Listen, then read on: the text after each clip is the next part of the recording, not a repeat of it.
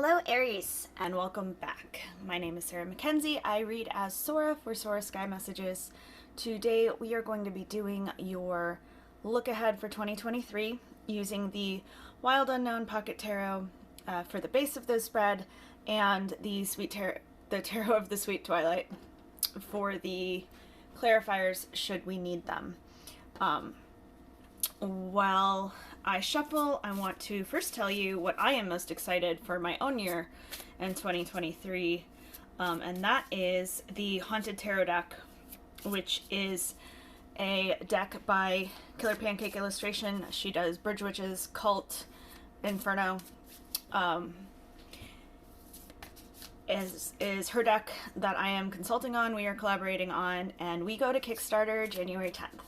So I'm really excited about that. The link for the countdown and that will also forward to the Kickstarter itself will be the first thing you see in the description right now. And I would really, really appreciate it if you would check that out. For your spread, I do a lot of different types of look-aheads in terms of monthly, 6-month, yearly. We are using the one I most often use for like a month ahead, because it's hard to get too detailed when we are looking at a sign, a collective, the community, instead of a single person. If you would like to see some more examples about how reading for an individual looks versus a reading for the collective or for a sign, I do have a playlist of real one-on-one readings on the channel. If you would like your own reading, you can go to my website, sorasskymessages.com, and book. If you don't see a date or time that works for you remotely, or a date, time, or place that works for you in the Pittsburgh area, please just email me and we will figure something out. As I said, I have a lot of different year ahead options, but it really is better if you book for an hour for one of those. A half hour is fine, but you will get much more of an overview than you will things like advice, just because we have to make time for the whole year. So for this one, we are going to have a card for you, a pair of cards for opportunities and obstacles, a pair of cards for what you can and can't control, a card for each month, and then a few for themes. And then, like I said, we will clarify with the Wild Unknown Pocket Tarot should we need to.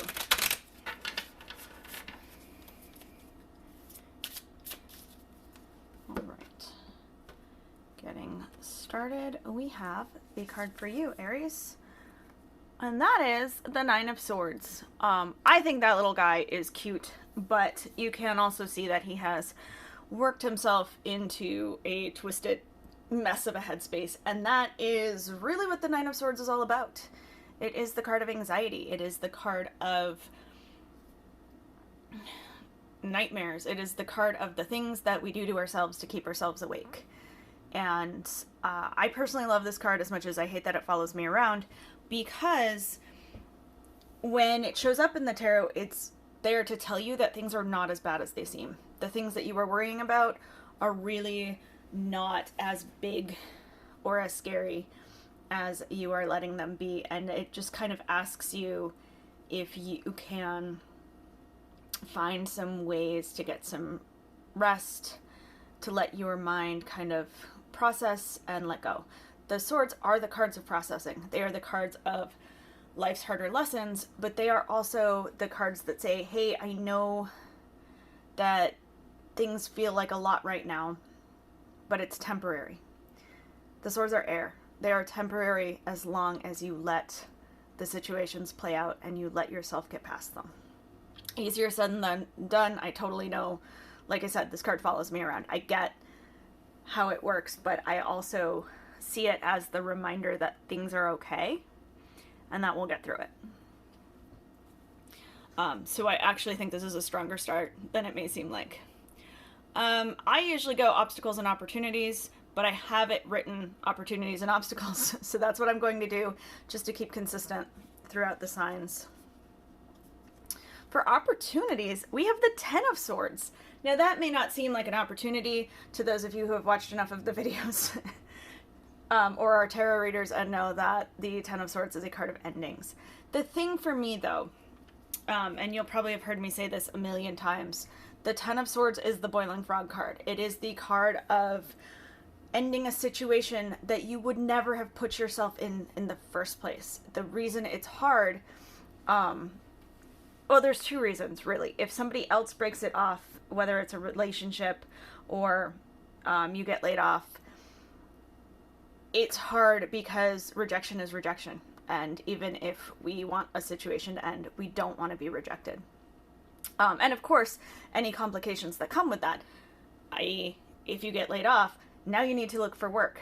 The thing about that, in that specific situation, and why that itself would be an opportunity, is because if you are at a place that is draining you, that is sucking the life out of you, you're not going to have the energy to be looking for a new job, even if you know that's where you should be. This moment, scary as it might be, which especially makes sense with its friend the Nine, this is your freedom. This is your chance to look for something better.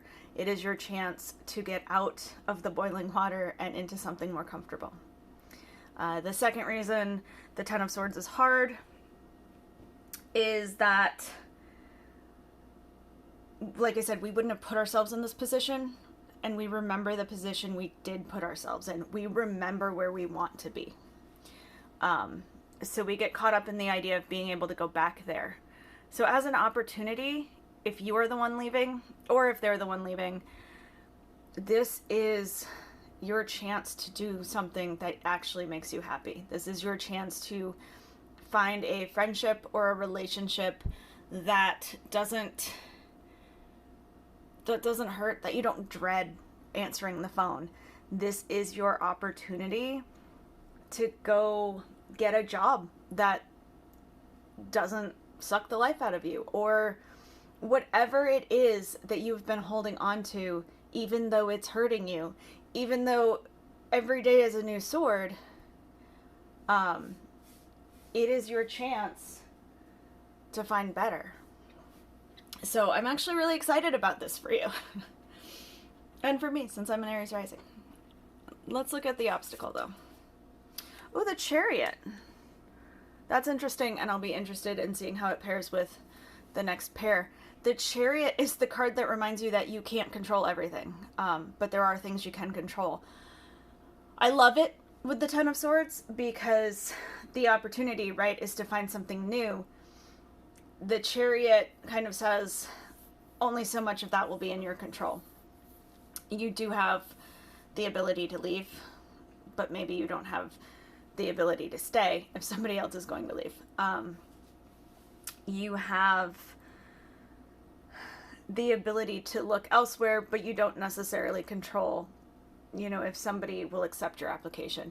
So in terms of obstacles, the big thing is not rushing into a decision, because the Chariot is also these small steps that make the bigger decisions down the line, but also understanding that the paths open up, but there will still be negotiation along the line as to how that looks.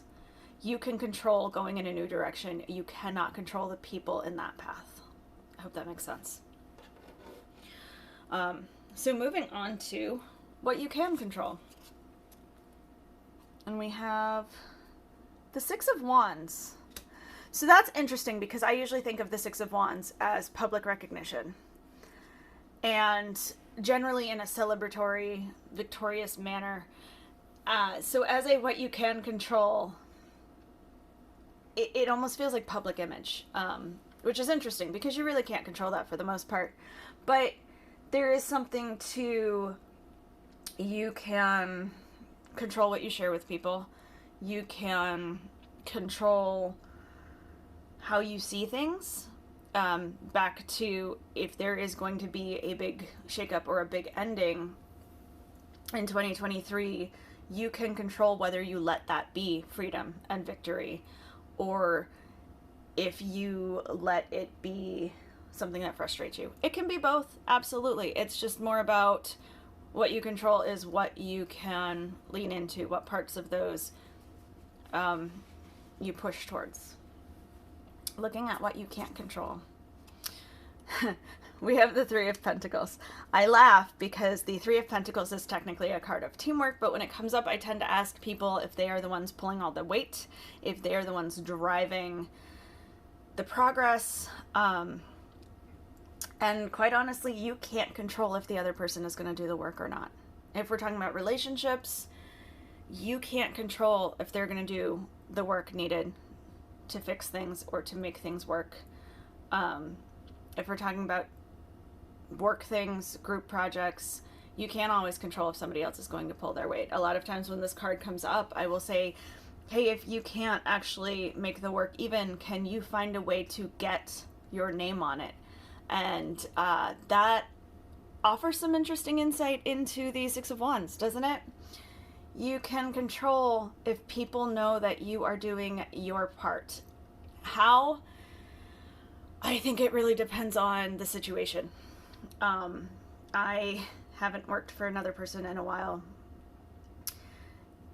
but in terms of group projects, I personally would find ways to document that, you know, I had done whatever it is I had done, so that people know or can notice that that's my work. So there is something there, and I love the way the rainbow comes up top where all the building block pieces are at the bottom here, and it's building that same thing, but this is all the messy work that goes into it, and this is the thing that you see on top, the final project that seems so effortless. Moving on to a card for each month, starting with January. We have the Sun. The Sun goes nicely with the Six of Wands because the Sun is a card of blessings and being noticed. The cards together kind of give a 15 minutes of fame feel, but being out there, being noticed, coming into warmth and happier times, which back to 10 of Swords as an opportunity, back to rerouting yourself into something more satisfying. I think that really fits and can be a really nice thing to look forward to. For February, we have the Ten of Pentacles. That is the card of legacy. And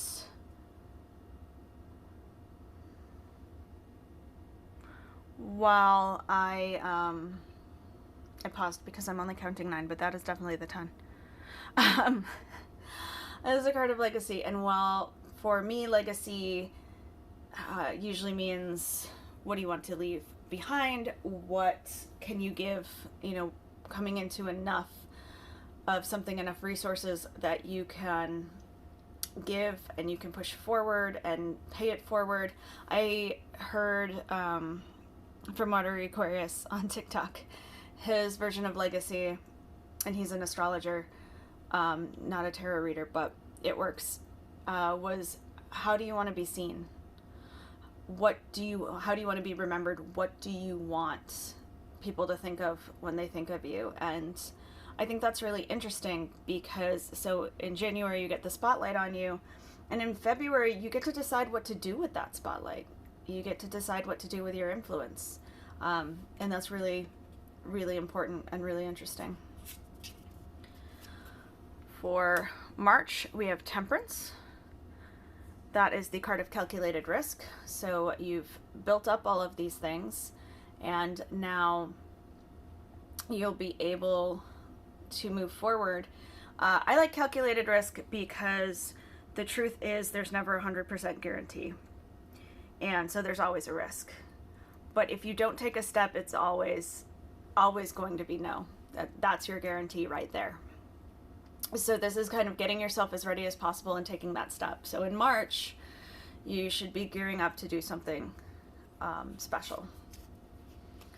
April, we have the Father or King of Pentacles. This is a card of generosity, but it is also the person they call the captain of industry. This is a card of knowing your direction, of leadership.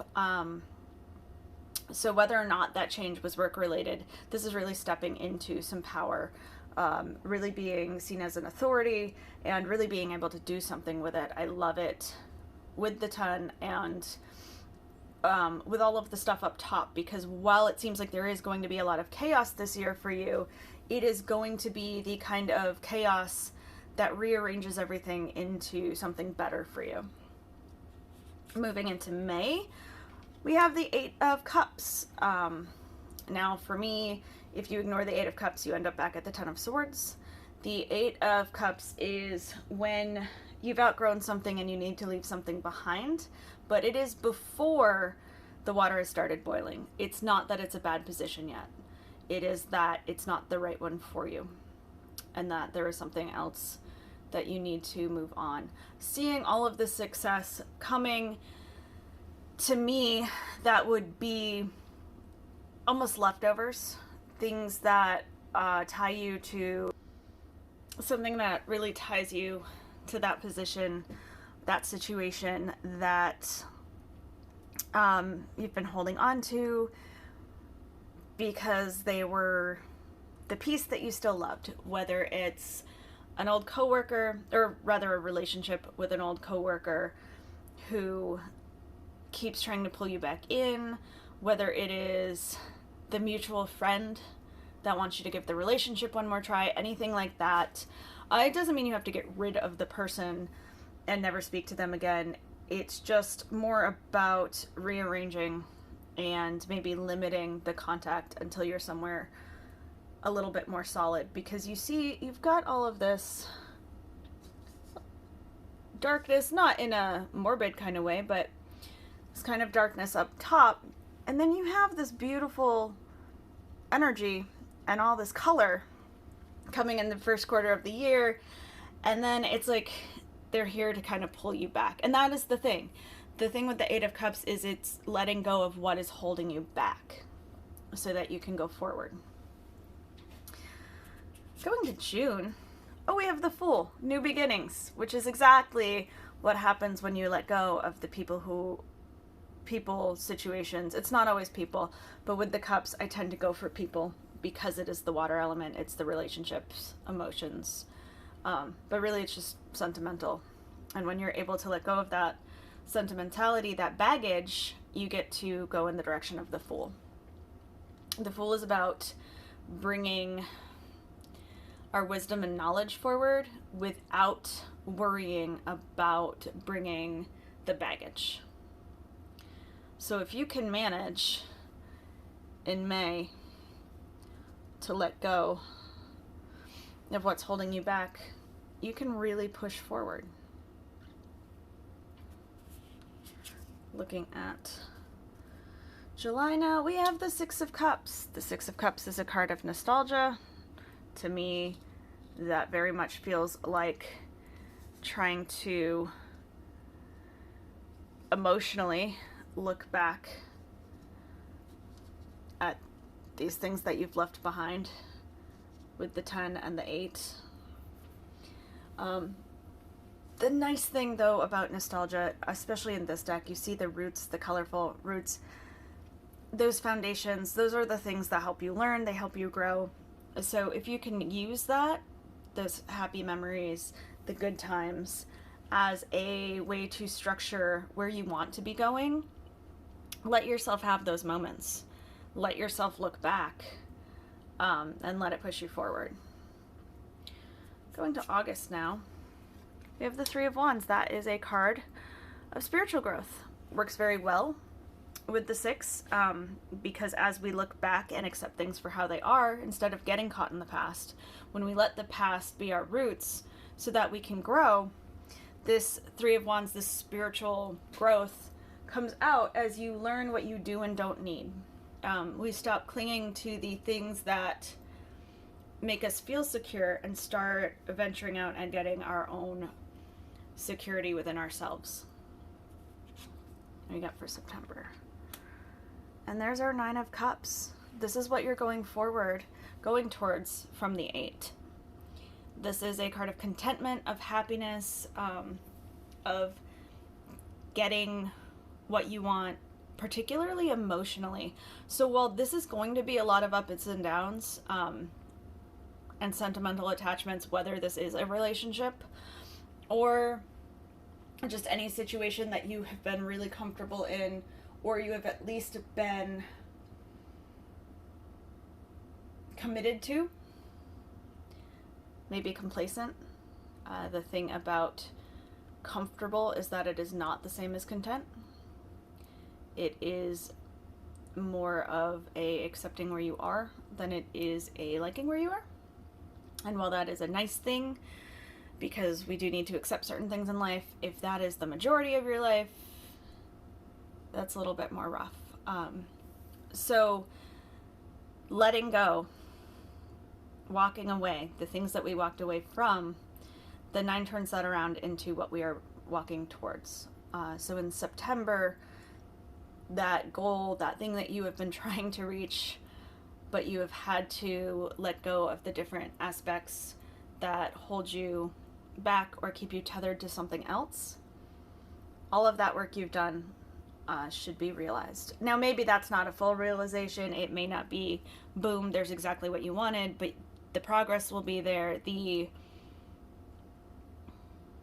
beginnings will be there. The things that you really wanted will be there.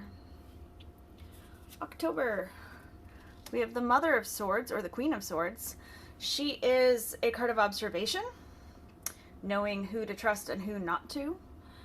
That feels the most relevant right now. This can be about people trying to come back. The situations that you have let go of, trying to come back in a very real way, versus an emotional way where you are the one who wants to look back. Like with the 6, this may be more phone calls or offers to have your job back. Whatever it is that you have let go of, that you've been actively working towards letting go of, this may be the time where they're coming back. And the reason I say that when I talk about the Mother or Queen of Swords being about who to trust and who not to trust and observation, she is the one who knows everything that's going on around her, and she doesn't necessarily share herself with everyone. And this just feels like back to like mutuals, or back to people that want to pull you back into a situation. This can be the people that get very interested in your life, and you think it is because you're close, but really it is because they are trying to work something out. So just an observation to be a little bit more observant and use a little bit more discretion as to who you share your successes and nostalgias with that month. Just may make your life a little bit easier. November, we have the 2 of Swords. That is a card of choice. That is a card of being too close to the situation, and a card of not wanting to make a decision. Given the rest of the theme, I would say that would be between old and new, but it could be between multiple types of new. It can be different directions. Often, the 2 of Swords represents 2 things that are so close that you almost feel like you're missing something. Like you're afraid if you take the one path, you'll find out later that you missed something and you should have been on the other way.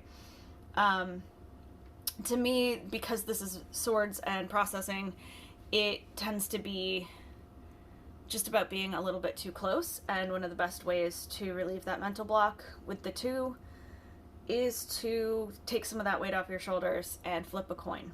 This is not to let the coin make the decision. This is to get yourself away from that part and paying attention to how you react, paying attention to your gut reaction.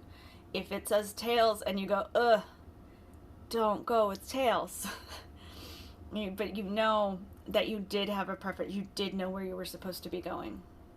You know, it's about paying attention to your reaction. Finally, we have December. That is the Sun or Knight of Wands. That is a card of adventure, of new starts, of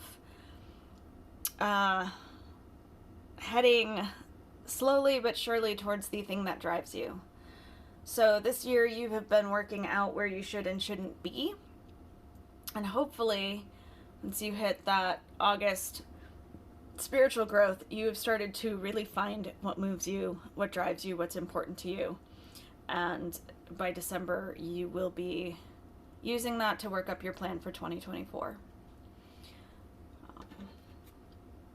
Now, I usually grab the theme for the year with the same deck, but I don't think I need to do much clarification, so I am actually just going to use the Tarot of the Sweet Twilight to grab our theme, our 3 cards for that. While I shuffle this deck, I am going to thank you for liking, subscribing, sharing, and all that. It has really helped.